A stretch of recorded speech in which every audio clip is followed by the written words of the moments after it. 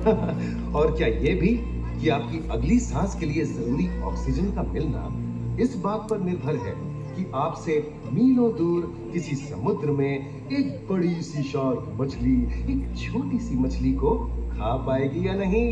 क्यों यकीन नहीं होता ना? चलिए कोई नहीं, आइए आपको ले चलते हैं एक ऐसी दुनिया में जो आपसे हजारों मील दूर होकर भी आपके अस्तित्व का आधार है।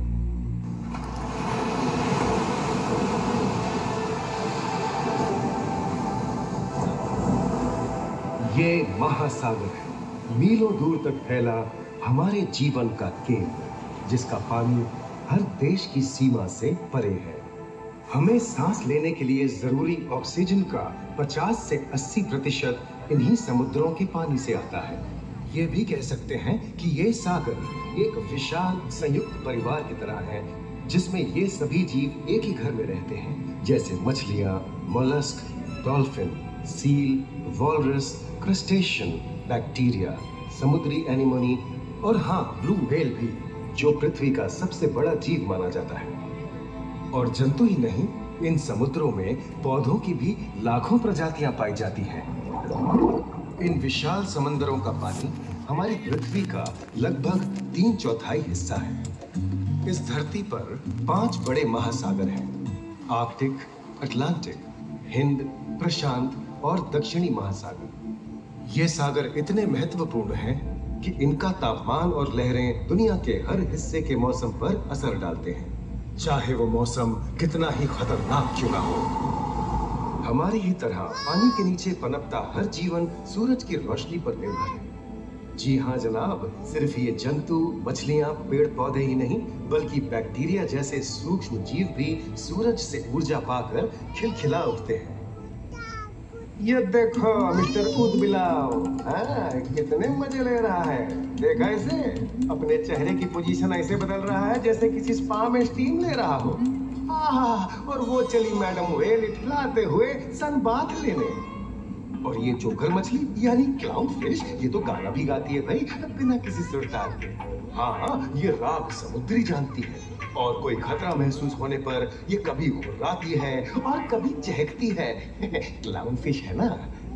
और ये डॉल्फिन हमारे स्मार्टफोन से भी ज्यादा स्मार्ट है। ये अपनी आवाज का इस्तेमाल सोनार की तरह करके एकदम सही दिशा में तैरती और एक दूसरे को संदेश भेजती है। जी हाँ, ईमेल या व्हाट्सएप से भी तेज।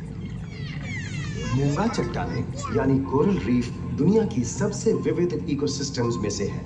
इन चट्टानों को अक्सर समुद्र के वर्षावन कहा गया है।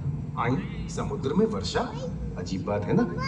अरे दरअसल इनका नाम इनके आसपास बसे इन जीवों की विविधता के कारण पड़ा है। इनमें से कुछ मूंगे गर्म उथले समुद्र में, तो कुछ ठंडी अंधेरी गहराइयों में रहकर हमारे इकोसिस्टम के संतुलन को बनाए रखते हैं। पौधे हमारे इकोसिस्टम का एक बहुत ही महत्वपूर्ण हिस्सा है और पानी में ऑक्सीजन का सबसे बड़ा स्रोत है।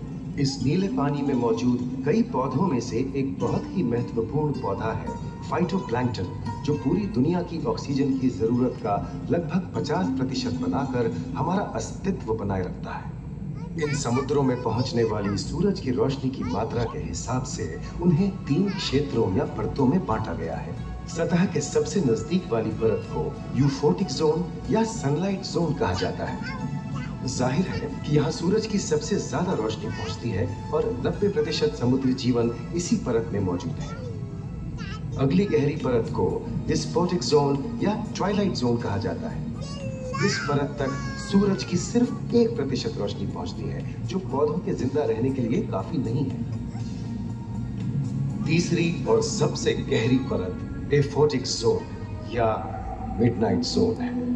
यहाँ सूरज की रोशनी बिल्कुल नहीं पहुंचती। ये परत पूरी तरह से अंधेरी और ठंडी होती है, बिल्कुल किसी हॉरर मूवी के सीन जैसे। ये कई जगह पर इतनी गहरी होती है कि यहाँ आसानी से माउंट एवरेस्ट जैसे ऊंचे पहाड़ भी समा सकते हैं। और इसकी सबसे गहरी जगह है प्रशांत महासागर में मरियाना ट्रेंच। महाद्वीपीय तटों के साथ लगे उथले समुद्री इलाकों तक पहुंचना आसान है, लेकिन ये समुद्र का सिर्फ 10% है। समुद्र की गहराई जितनी बढ़ती जाती है, उतने ही वहां के हैरत अंगेज जीव जिन तक पहुंचना मुश्किल होता जाता है। ये समुद्री जीव पहले तो अपनी खूबसूरती से आपको छलते हैं और फिर अचानक एक खतरनाक रूप ले लेते हैं जिनसे बचना मुश्किल ही नहीं नामुमकिन है। पर ये क्या, अचानक ये रोशनी कहां से आई? ओहो, ये तो जेलीफिश का झुंड है जिनकी रोशनी एकदम डिस्को लाइट की तरह लगती है।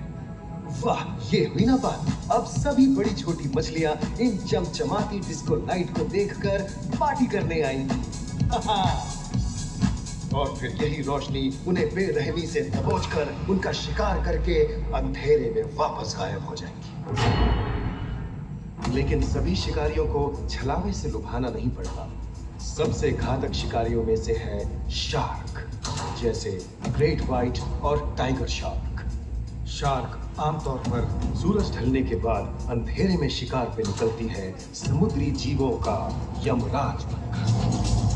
आज तक शार्क की 500 से ज्यादा प्रजातियों का पता चल चुका है। ये हर तरह के खुले महासागरों में, मूंगे की चट्टानों में, आर्कटिक की बर्फ के नीचे और समुद्र की अंधेरी गहराइयों में पाई जाती है। और ये है समुद्री घोड़ा, जो तबड़क तबड़क नहीं, छप छप छप छप करता है, यानी दौड़ता नहीं, तैरता है। हमने इन समुद्रों के बारे में बहुत कुछ जाना है, पर अभी भी बहुत कुछ जानना बाकी है। ये सागर गहरे और विशाल, ठंडे और अंधेरे में डूबे होते हैं। इन गहराइयों में पनपने वाली 17,000 से अधिक प्रजातियां मानो किसी कल्पना से कम नहीं है। किसी खूबसूरत एंजल की तरह दिखने वाले जीवों के साथ साथ न जाने और क्या क्या देखने को मिले।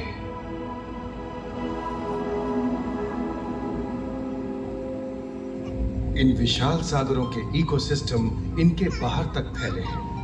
खारे पानी की खाड़ियां, समुद्रों, समुद्र तटों और नमकीन दलदली इलाकों तक।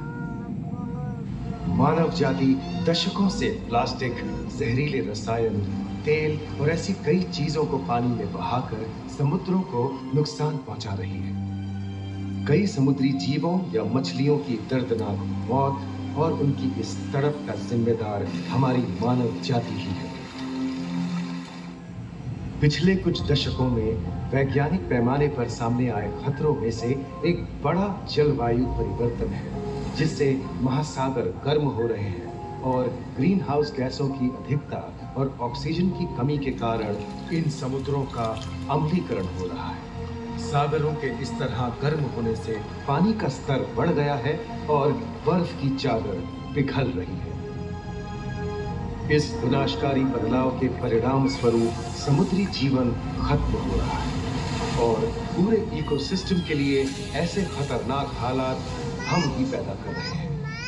हमारी आने वाली पीढ़ी का भविष्य इस बात पर निर्भर करता है कि क्या हम आज अपने निजी जीवन से प्लास्टिक को हटाने जैसा छोटा कदम उठा सकते हैं, या फिर हम बड़े स्तर पर सख्त नियम बनाकर उन्हें लागू करें, जिससे समुद्री संसाधनों का दोहन और प्रदूषण कम हो। याद रखिए, बात हमारे अस्तित्व की है, तो बदलाव की शुरुआत भी हमें ही करनी होगी।